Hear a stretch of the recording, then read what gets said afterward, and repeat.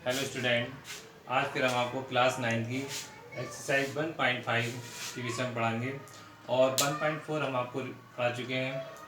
तो आपको ये पता होनी चाहिए कि परिमेय और अपरिमेय संख्याएं कौन सी होती हैं। तो परिमेय संख्याएं जो होती हैं वो होती हैं जिसे हम पी अपॉन क्यू के फॉर्म में लिख सकते हैं, और अपरिमेय संख्याएं जिसे हम पी अपॉन क्यू के फॉर्म में अप्लाई नहीं कर सकते।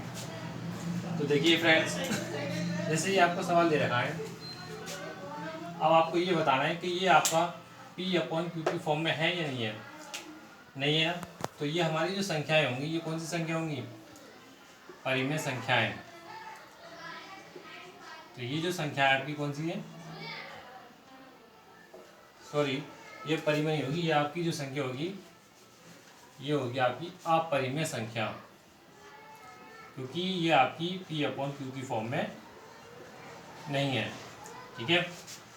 दूसरा देखिए, अगर यहाँ हम देखें 3 + 23 रूट और माइनस के हैं, अगर इस ब्रैकेट को खोल दिया जाए यानी कि 3 + 23 - 23, तो देखिए ये प्लस के और ये माइनस के तो दोनों सब्ट्रैक्ट हो सकते हैं। क्या बचे आपके 3, तो इसका मतलब हुआ ये कौन सी संख्या हुई आपकी? परिमेय संख्या। नेक्स्ट देखिए, अगर आप यहाँ देखें, ठीक है, तो ये आपकी कौन सी संख्या हुई? परिमेय संख्या। अब इधर देखिए, अगर हम यहाँ देखें ध्यान से, तो 2√7 और 7√7 है। ठीक है, तो आप यहाँ देख रहे हैं 7 से हम ये 7 संख्या काट सकते हैं। अब आपकी जो संख्या बची 2/7, तो ये पी अपॉन क्यू की फॉर्म में होगी। तो इसका मतलब ये कौन सी संख्या हुई आपकी? परिमेय संख्या।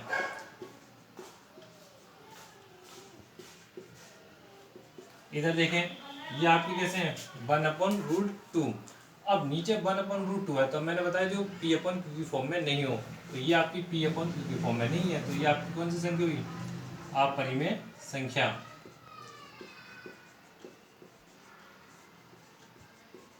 और इधर देखिए, ये लिखा है 2π, क्योंकि ये जो संख्या है यानी कि ये पाई का जो मान है ये आपका किस रूप में है? अपरिमेय। तो ये क्योंकि ये भी पी, ये हम पी अपन क्यू के रूप में नहीं है, तो ये से भी हम क्या लिखेंगे? अपरिमेय संख्या। अब यहाँ पे एक बात नोटिस करने वाली है, अगर पाई का मान आपका दे रखा होता है, जैसे मान लीजिए पाई का मान कितना होता है? 22/7, तो ये तो आपकी अपरिमेय संख्या होगी। और अगर पाई का मान दे रखा होता तो फिर ये आपकी परिमेय संख्या हो जाती है, ये वाली। ठीक है, चलिए अब देखिए,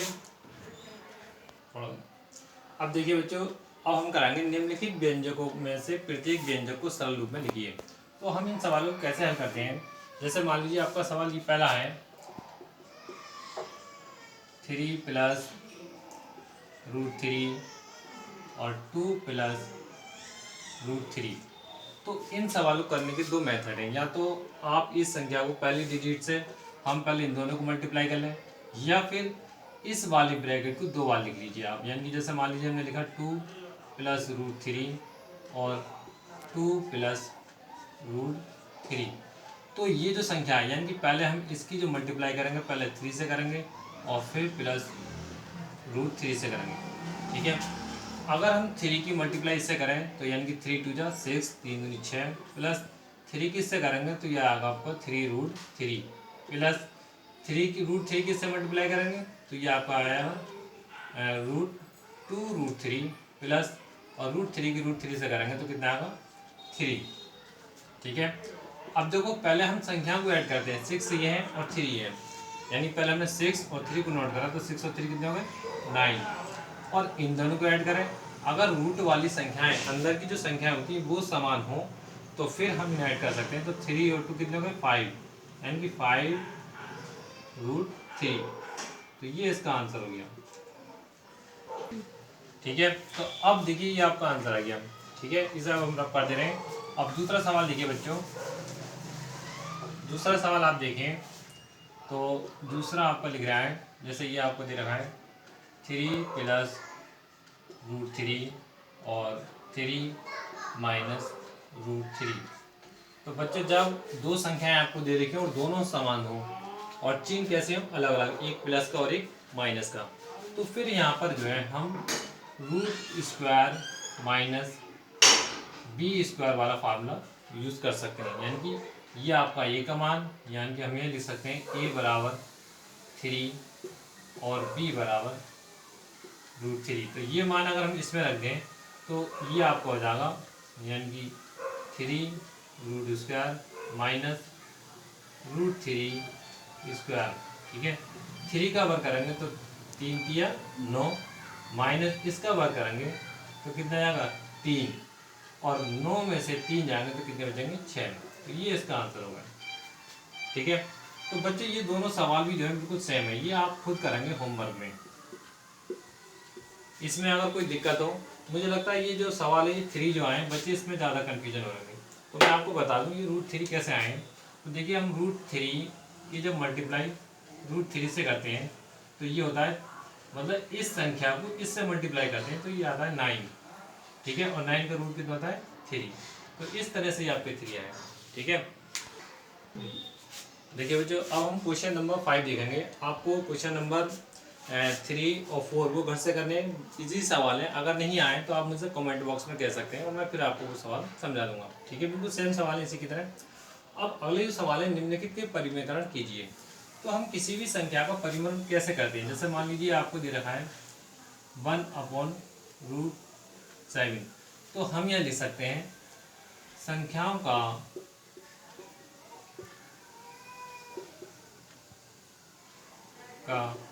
परिमेयकरण करने पर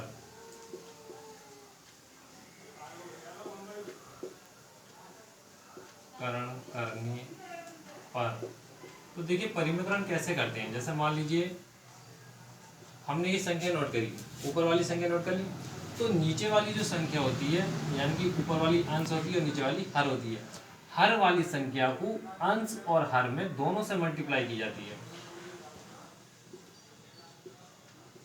ठीक है, एक बार फिर समझ लीजिए, जो आपकी हर वाली संख्या होती है उसे अंश और हर से, उसी संख्या को दोनों से मल्टीप्लाई करते हैं। तो √7 की 7 से मल्टीप्लाई करेंगे तो √7, और इसकी इससे मल्टीप्लाई करेंगे 7 7 जा 49, और फिर ये आपको मालूम है ये तो √7 ही रहेगा क्योंकि इसका रूट हम नहीं निकाल सकते, लेकिन 49 का निकाल सकते हैं। 49 का कितना होता है 7। तो ये इसका परिमेयकरण हो गया। एक सवाल और फिर देख लीजिए दूसरा।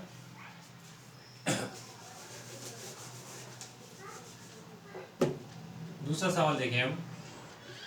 अब जैसे आपको लिख रहा है 1/√7 - 2, तो हमने लिखा था अभी परिमेयकरण करने पर।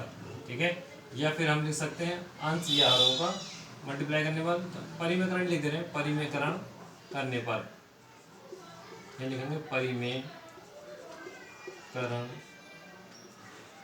करने पर। जब हम संख्याओं का परिमेयकरण करते हैं, यही वाली संख्या हमने नीचे नोट कर ली, और परिमेयकरण करने के बाद ये जो संख्या है इसी संख्या को √7 - 2 अपॉन √7 - 2। एक बात ध्यान रखनी होती है कि अगर यहाँ माइनस का साइन होता है तो यहाँ जो साइन किसका हो जाएगा प्लस का। जब हम परिमेयकरण करते हैं तो संख्याओं के साइन चेंज हो जाते हैं। ठीक है, अब आप देखिए √7 से मल्टीप्लाई करेंगे तो ये तो आपको ये आएगा 7 + 2, लेकिन जब हम इससे मल्टीप्लाई करेंगे तो यहाँ जो है आपका a² - b² वाला फार्मूला इसमें लग जाएगा। ठीक है, यानी कि 7 का 7 से वर्ग करेंगे तो आपको यहाँ कितने आ जाएंगे 7, और माइनस प्लस किया तो ये चिन्ह माइनस का आएगा, 2 का 2 से वर्ग करेंगे तो कितना आ जाएगा 4, यानी कि ये आपके हो गया 7 + 2, और 7 में से 4 गए तो कितने हो जाएंगे 3।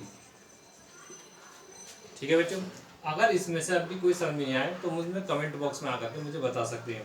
और ये दोनों सवाल आपको घर से करने हैं, और नहीं आए तो आप मुझे बता देना, मैं आपको फिर समझा सकता हूँ। अगर आपको मेरी वीडियो लाइक अच्छी लगी हो तो सब्सक्राइब करना ना भूलें। Thank you.